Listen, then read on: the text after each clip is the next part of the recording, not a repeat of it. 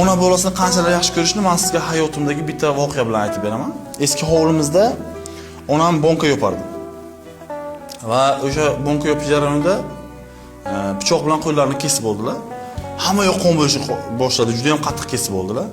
Men o'yladim, juda ham qo'rqib ketdim, lekin bir soatdan keyin onam o'sha qo'llarini bint bog'lab, darshi o'sha bonkani yopishni davom ettiraverdilar. Ertasi kuni onamga yordam berish maqsadida men ham bordim yonlariga, onamdan so'roq qilib pichoqni olib qo'limni kesib qo'ydim noxos.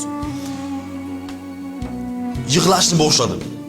Onam menga qarab yugurib, o'sha bintni topib, o'sha paxtani topib qo'limni bog'lashni boshladi. Shunaqa yig'layapman, hech narsaga e'tibor bermayapman. Birdaniga yuzimga tomchilar boshladi. Qarasam, onam mendan battar yig'layapti. Hayron bo'ldim. Kecha onam qo'lini kesib oldi. Juda ham qattiq kesib oldi. Nima uchun kecha yig'lamadi-yu, lekin hozir men qo'limni kesganimga yig'ladi. Tushundimki, onam meni qalbida saqlaydi.